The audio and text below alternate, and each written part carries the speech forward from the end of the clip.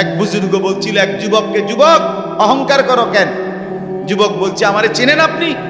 বলছে, হ্যাঁ চিনি।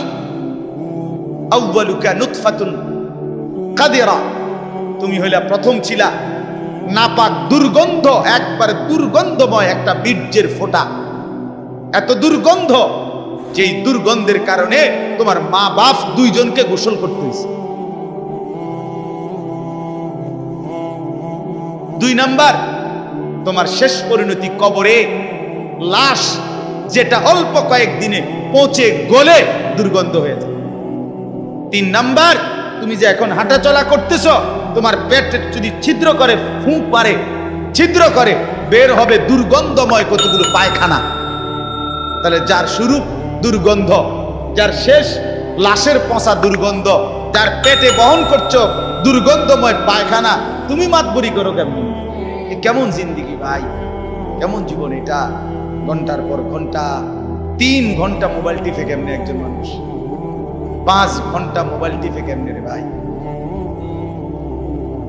তুমি মানুষ না প্লাস্টিক? হায় হায়, সারা রাত উলঙ্গ ছবি কেমনে দেখে রে দোস্ত? মুসলমান এমন হয় কেমন? আমাদের আল্লাহ আছে, আমাদের আখিরাত আছে।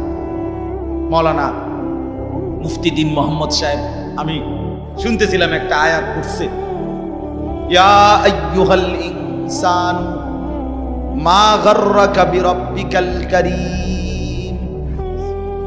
রব্বুল আলামিন বলেন, আল্লাহ তাআলা ডাক দিয়ে বলেন, হে মানুষ, আমার মতো দয়ালু মুনিব, আমার মতো মেহেরবান মাওলা, আসমান জমিন আর গোটা কায়নাত দিয়ে 24 ঘন্টা যে মুনিব, আমি আল্লাহ তোদেরকে লালন পালন করছি। একবার চাঁদ উঠাই, আবার চাঁদ ডুবাই, আবার সূর্য আনি, সূর্য ডুবাই, একবার রাত বানাই, একবার দিন বানাই, একবার আলো দেই, আবার অন্ধকার দেই, একবার রোদ দেই, আবার বৃষ্টি দেই, একবার আলো দেই, আবার বাতাস দেই। আল্লাহ বলেন, এতটা যত্ন করে লালন করছি যেই মনিব, আমার মতো দয়ালু মাওলা, আমার মতো দয়ালু আল্লাহ থেকে তুই বান্দাকে, তুই মানুষকে কে রে ভুলায়া দিল? আমাকে বাদ দিয়ে যার কাছে গেলি বান্দা, বল না বান্দা, আমার চাইতে বেশি কি পেলি তার কাছে? সে তোকে কি দিল? বলো, তোমার সমবয়সী বন্ধু তোমারে কি দিল?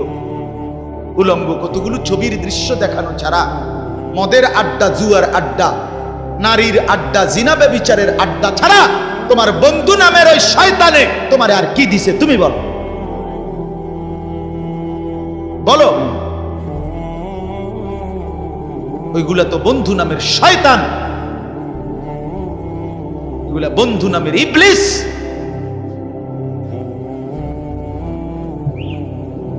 আল্লাহ আমাদেরকে বুঝ দান। এজন্য বাপ, আমি কোরআনুল কারীমের একটা ছোট্ট আয়াত তেলাওয়াত করেছি, আর অল্প একটু সময়, আমার মূল কথা বলা হয়ে গেছে।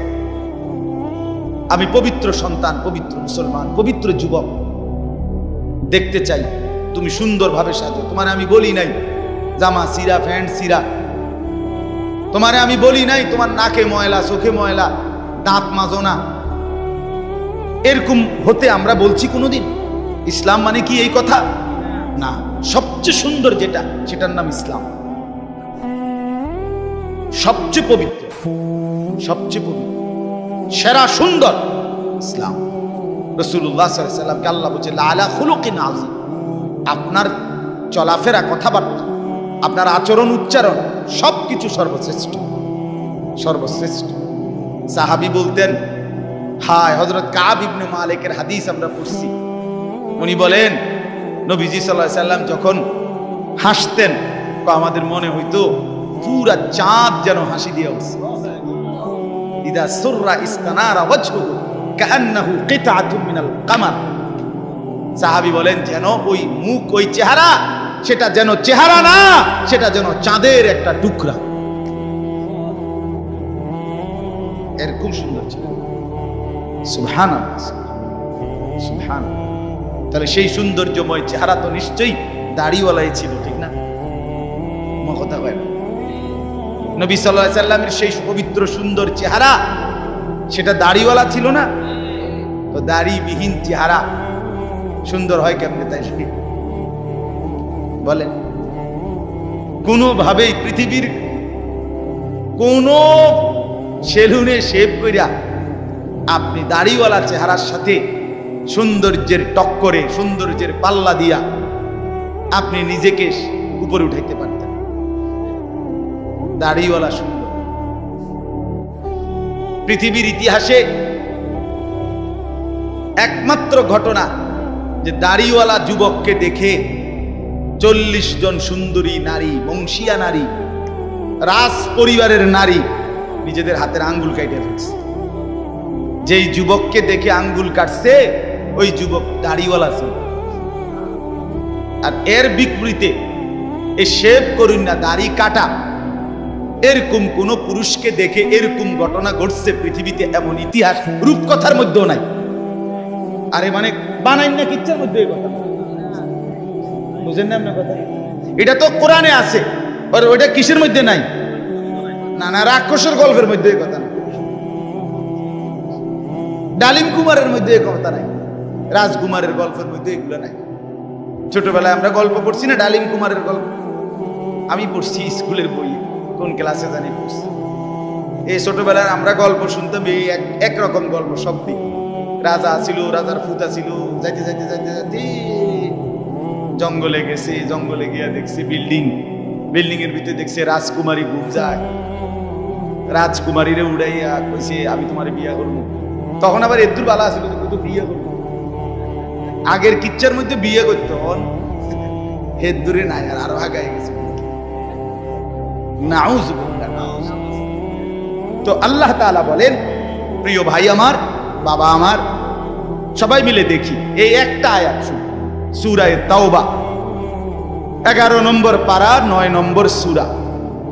এই সূরার 119 নম্বর আয়াত আল্লাহ তাআলা বলেন, ইয়া আইয়ুহাল্লাযীনা আমানু ইত্তাকুল্লাহ, ইয়া আইয়ুহাল্লাযীনা আমানু ইত্তাকুল্লাহ ওয়া কুনু মা'আস সাদিকিন। এই দুর্গত আল্লাহ তাআলা বলেন, হে ঈমানদারগণ, হে মুমিনগণ, তোমরা যারা নিজেদেরকে পরিচয় দাও ঈমানদার, আমি আল্লাহ তোমাদেরকে তোমাদের ঈমানের সাথে জান্নাতে যাওয়ার জন্য আরেকটা জিনিস অর্জন করতে বলতেছি, ইত্তাকুল্লাহ, সেটা হলো তাকওয়া অবলম্বন করো। কি অবলম্বন করো বলেন? এই দুইটা জিনিস। আল্লাহ বলেন জান্নাতের আশায়তেই তুমি ঈমান আনছো, জাহান্নাম থেকে বাঁচার জন্যই তুমি ঈমান আনছো, আমি আল্লাহর ভয়েই তুমি ঈমান আনছো, কাজে এটা আমি নিলাম, ঠিক আছে, ওকে, ঈমান ঠিক আছে, নিলাম। কারণ ঈমানবিহীন জান্নাতে কেউ যাইতে পারে না। পৃথিবীর যদি গোটা পৃথিবীও কেউ দান করে, গোটা পৃথিবীতে মানব সেবায় যদি কেউ 1 নম্বরও হয়, কিন্তু ঈমান যদি না থাকে, তাইলে সে আখিরাতে তার 1 কানা করি বিনিময় পাবেন, বিনিময়। সে এবারে যত বড় দানশীল, দানবীর, মহানুভব দানবীর হয় হোক, কিন্তু ঈমান ব্যতীত আখিরাতে পরকালের কি নাই? কোনো পুরস্কার। পরকালের পুরস্কার, পরকালের জান্নাত, পরকালের বিনিময়ের জন্য 100 প্রথমত জরুরি কি? বলে না ভাই, কি? ঈমান যেন না হারায়, ঈমান যেন না হারায়। তাইলে চোখ বন্ধ করলে বাকিটা হতাশা, লাঞ্ছনা, দুর্ভোগ ছাড়া আর কিছু দুনিয়া ভোগ করতে পারবে। এখন একটা প্রশ্ন, যে যারা দুনিয়াতে ইহুদি, খ্রিস্টান, ইউরোপিয়ান, অমুসলিম যারা ভালো কাজ করে, তাদের কি তাইলে কোনো পুরস্কার নাই? হ্যাঁ, পুরস্কার আছে। আল্লাহ তাআলা তাদেরকে দুনিয়াতেই পুরস্কার দিয়া তাদেরকে দুনিয়ার মধ্যেই দিয়ে দেন। এই জন্যই তো দুনিয়াতে এত বাড়ি গাড়ি, এত অর্থবিত্ত, এত সুখের উপকরণ তাদেরকে দিয়ে রাখছে। আল্লাহ তাআলা বলছেন, এ তোমরা বা তোমাদের কেউ যে কিছু ভালো কাজ করে এরই লেগে দিয়ে দিলাম, যা পারো এনে ভাত তরকারি খাইয়া, আর পরে কি এনে আগায় এলাও, যা ভোগ করো এখানে করো, আখিরাতে নাই, পরকালে না। ওয়াদারনি ওয়াল মুকাদ্দিবিনা উলিন নি'মাতি ওয়া মাহিলহুম কালিলা ইন্না লাদাইনা আনকালা ওয়া জাহিমা।